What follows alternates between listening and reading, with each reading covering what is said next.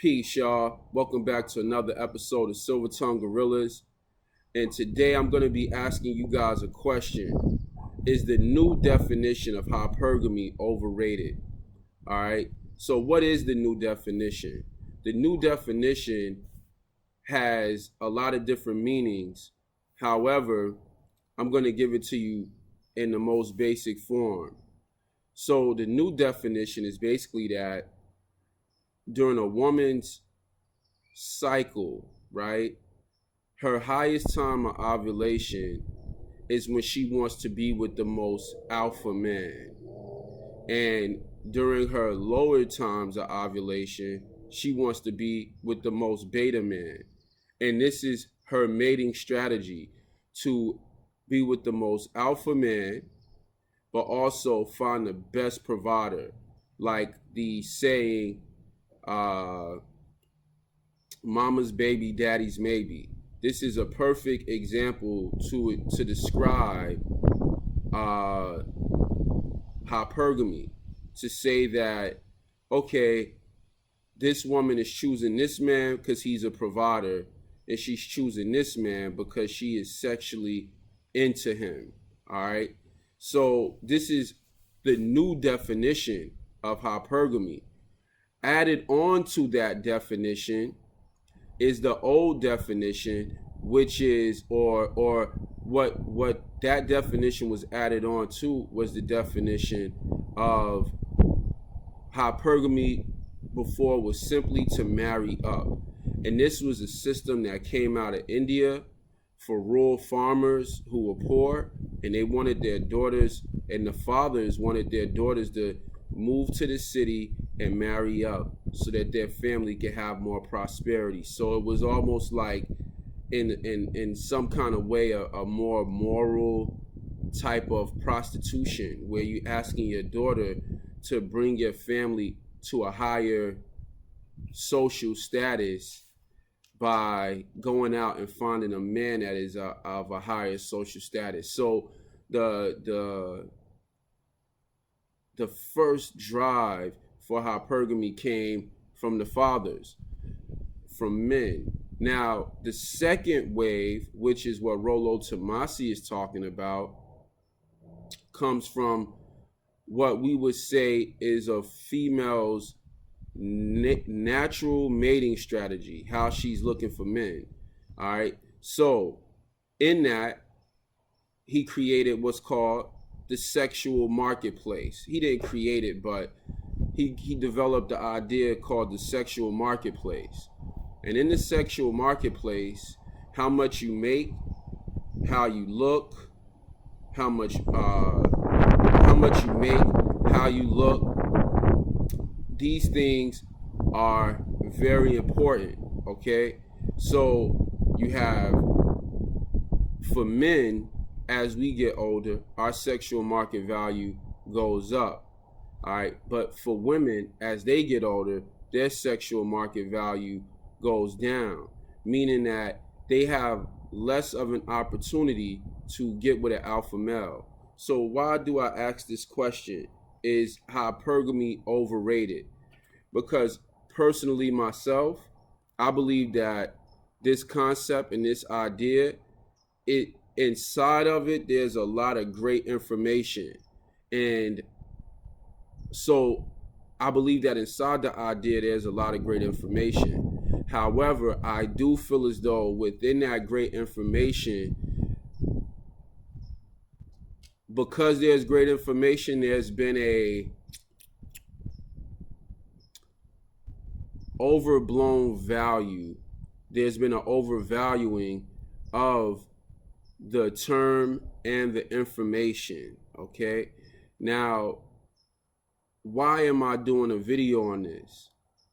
Because ultimately, you have out there in the manosphere, you have what you call red pill men, and then you have what you call blue pill men. All right, cool. But inside of red pill, you have men that's called MGTOW, meaning men going their own way, which is basically saying that as a man, my freedom peace of mind, and prosperity are paramount as a man. Okay? Now, many times Rollo Tomasi criticized these individuals that consider themselves to be MGTOW in many different ways. But the point is that at the end of the day, these men are talking about freedom. Okay?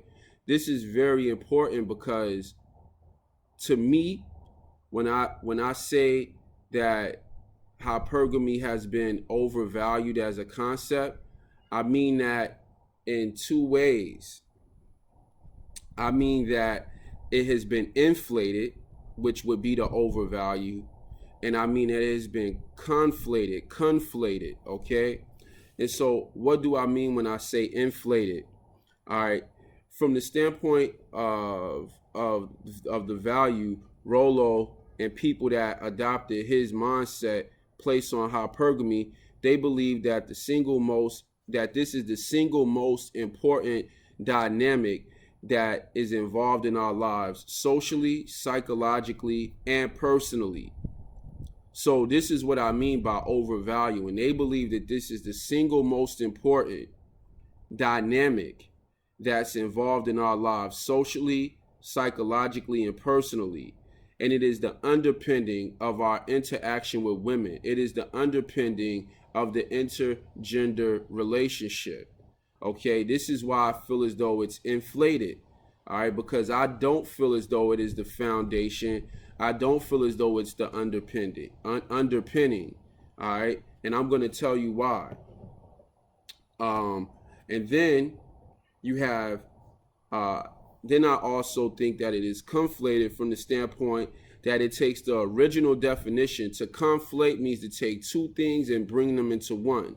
It takes the original definition, which means to marry up, and it exaggerate what marrying up means. All right, so by saying it over exaggerates it by saying she not only wants to marry up financially, she also wants to marry up physically. All right, so meaning that she wants to be with a man that is sexier than her. She wants to be with a man that she finds to be physically dominant, or whatever the case may be, right? To satisfy her sexually. And she wants to be with a man that satisfies her financially. All right, so this is a conflation. This is bringing two things together. And then also what is attached onto this, that's also combined to this, is this idea alpha fucks, beta bucks, which is a woman's mating strategies based on her menstrual cycle and her breeding out for good genes. Okay, so alpha seed, beta need. So these are, so inside of this conflation, when we bring these two things into one, what we see is that we have too many independent variables. And with all of these independent variables, it is impossible to really narrow things down because everything bounces all over the place, and it could be a lot of double talking that happens. All right, but so this is why I say it's conflated. But the inflation in the fact that it's inflated and the fact that it's conflated, these two things matter, but this is just my insight.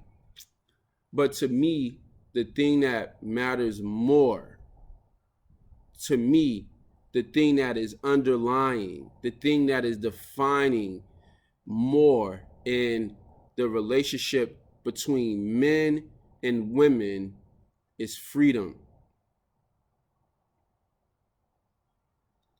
not hypergamy. See, the only way that hypergamy can actually work is if a woman convinces a man to settle down with her. Then she can have a provider, or then she can have a fuck buddy, essentially. But see, when we look at hypergamy, like Rollo Tomasi also said, Hypergamy is unique to females. If hypergamy is unique to females, then there's no way that we can look at hypergamy and have a yin and a yang. All right. Therefore, we would be as men, we would be foolish to look at solving an equation that is imbalanced. Why would we look at hypergamy when hypergamy is a standalone issue? Okay. It won't help our mating strategy by controlling a woman's hypergamy won't help our mating strategy, or understanding her hypergamy won't help our mating strategy. All right. But what we got to understand is that freedom is such a dynamic concept. Freedom is obviously where we are when we talk about sexual liberation, when we talk about female liberation, when we talk about financial liberation. Now, if we go back and we look through history, men have always made a concerted effort to try to free a woman in lieu of enslaving himself. So he will go out and work, and he will create all type of things so that his lady will have less work to do. All right, but he will go out and bust his ass. So this is him looking at being a slave to his woman and his child, which are two of the primary ways that a man is manipulated by a woman. The third is the idea of love. All right. But put simply, ladies and gentlemen, or gentlemen, the reason why I'm making this video is because once you choose freedom, you put yourself in a situation where you can only be an alpha. You can't be a beta, because you're no longer looking at providing for a woman, and you're no longer looking at providing for children. Really, you send them some money, but that's go make you some more money. Figure out a way to make more money. Money can be made, all right?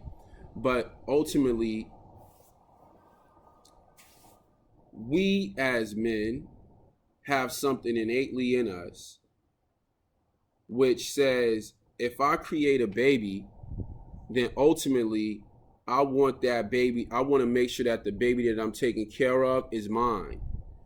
Now, also what Rollo Tomasi did was he said, when we talk about alpha and beta, part of the reason why you guys have a hard time grasping that concept is because you want to get into the etymology. You want to look at animals. But as he's talking about it, he consistently makes references to animals and how a lion will kill off all the cubs of the former alpha male because he doesn't want to take care of another man's kids. This is an example of a man basically saying, I want to be responsible for the kids that I made. All right. So this is a need for men to be responsible for the kids that they made, but not responsible for the kids that they didn't make. And some men don't even want to be responsible for the kids that they made. All right. So at the end of the day, he gives examples of some of the forms of hypergamy that's taking place. The divorce court, right? Basically saying, hey, get this man out the equation. Now that I got his money, he taking care of me and the kids. Now I can be out here and I can practice hypergamy and I can do what I want to do. This is in the back of a woman's mind. Now I can go on girls' nights out. Now I can hang out with the girls. All right. Now, why does this become a problem? And why can we poke holes through this theory? Because very rarely do women leave one man and just go be by themselves. All right. Most of the time, a woman leaves one man and she goes to another man, which puts her in another long-term or puts her in another situation for provisioning, which would be based off Rollo Tomasi's term, that would be beta bugs. So she didn't leave an alpha to get with a beta. All right, she left a beta to get with a beta based off his definition. What I'm trying to tell you is this, gentlemen. If you simply start to prioritize your own freedom, your own satisfaction, if you simply begin to prioritize your freedom and your satisfaction, then you will understand that hypergamy is not a big deal. It's not a problem. You know, hypergamy is only something that, based off of his definition, which there are plenty of examples that are the rule. You can find plenty of examples of where women make their choices based off of whatever they want to make their choices off of. If you know women, if you understand female nature, then accountability is not necessarily a woman's strong suit. So one day it can be love, okay? The next day it could be, this is the most the best sex. The next day it could be money. But she basically wants to be able to do whatever she want to do whenever she wants to do it, okay? And a lot of times, another good word for freedom that people don't use, but you know, it is the same thing, is rebellion. You know, a lot of times a woman will be in a situation with an alpha male, and one of the things that alpha males do is they have rules and they have regulations. They have things in which they want to do, and so they have rules that they want you to follow to be a part of their program, okay?